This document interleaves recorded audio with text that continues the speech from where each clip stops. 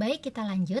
Tadi kan kita sudah mencari nih rumus untuk identitas penjumlahan si kosinus gitu kan. Jadi kita sudah tahu bahwa kosinus alfa tambah beta berlakunya adalah cos alfa kali cos beta, kemudian dikurang sin alfa sin beta yang ini gitu. Kemudian untuk yang kurangnya itu bisa kita cari dengan rumus yang ini. Jadi kan cos alfa kurang beta itu bisa diubah menjadi cos alfa tambah min beta gitu. Modelnya jadi cos alfa tambah min beta gini kan. Nah, ini nanti diganti di sini. Maka akan dapat hasil seperti ini. Bedanya di mana? Bukan kayaknya sama aja gitu. Di tanda plus minusnya. Gitu ya. Jadi makanya Ibu suruh hafalin kalau yang alfa tambah beta untuk cos sin tandanya kurang. Kalau untuk yang kurangnya berarti cos sin tapi tandanya positif. Kebalik gitu. Untuk yang sinus kalian bisa lihat langsung di materi yang Ibu kirim, yang di sebelahnya lagi tuh ada yang untuk mencari sinus. Nah, sehingga didapatkan hasil sinus alfa tambah beta itu sin alfa cos beta tambah cos alfa sin beta. Bedanya, nah dengan cos, kalau sin itu di sininya positif, yang ini positif, maka yang di sini dia positif juga sama. Kalau yang cos tadi kan di sini positif, di sininya negatif gitu. Jadi kalau dia sama gitu ya. Nah, kemudian kalau yang untuk sinusnya kurang, di sini juga kurang. Hanya bedanya lagi di sini kan cos sin. Kalau di sinus dia sin cos sin. Itu aja yang kalian hafal.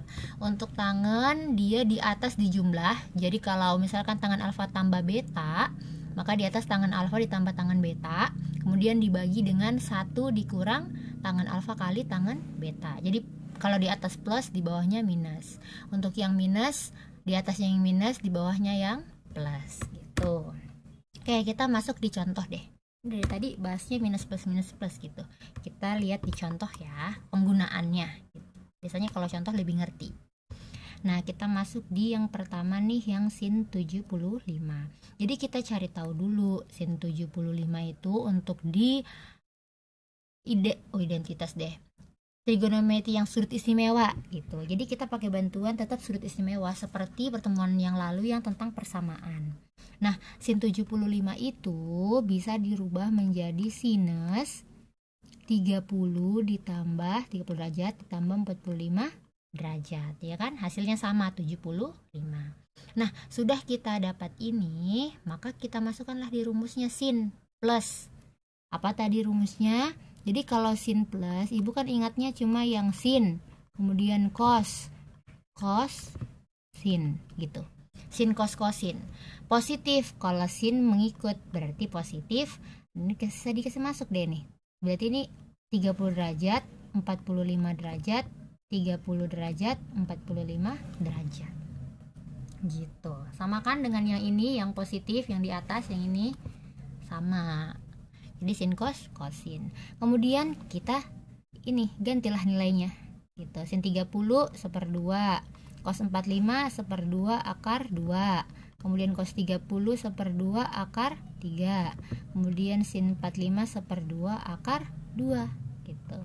Kita kalikan 1/2 kali 1/2 1/4 akar 2 ditambah 1/2 kali 1/2 lagi 1/4. Tapi ini ada perkalian dalam akar. Kalau dikali berarti boleh ya, akar 3 kali akar 2 adalah akar 6.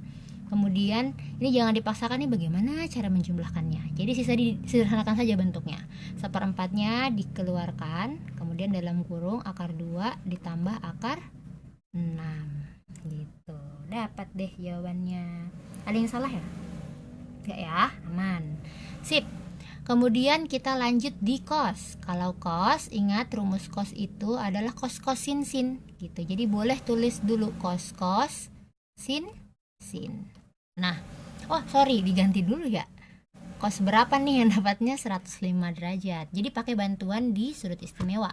Sudut istimewa itu kan ada 0 derajat, 30 derajat, terus 45 derajat, 60 derajat, dan 90 derajat. Yang bisa menghasilkan 105, apakah itu dijumlah atau dikurangi. Nah, 105 ini ternyata bisa dari 45 dan 60 gitu kan. 60 derajat ditambah 45 derajat. Baru dimasukkan di rumusnya. rumus penjumlahan. Nah, supaya mudah, cos sin sin tulis memang. Ingat kalau cos penjumlahan berarti di sini kurang, gitu kan? Masukkanlah nilainya 60, 45, 60, 45. Udah deh, selesai. Gitu. Selesai kita menghafalkan rumusnya. Meskipun panjang bisa kan dihafal. Cos 60 1/2, kemudian cos 45 1/2 akar 2 dikurang sin 60 1/2 akar 3, kemudian sin 45-nya adalah 1/2 akar 2. Kemudian dikali 1/4 akar 2 kurang 1/4 akar 6. Kayak yang tadi disederhanakan lagi. 1/4 akar 2 dikurang akar 6 gitu. Jadi modelnya dia akar 2 dikurang akar 6. Yang tadi itu positif, yang ini negatif. Oke, lanjut di tangan. Oke. Tangan 15 derajat. Nah, sekarang untuk tangan 15 derajat di sudut istimewa bisa kita lihat apakah 45 kurang 90 gitu kan. 90 kurang 45, 60 kurang 90. Jadi kan kalau negatif bisa begitu tuh, bisa dibalik tuh. Nah, untuk 15 kita bisa kurangi 60 kurang 45 kan, bisa kan hasilnya 15. Bisa juga 45 kurang 30.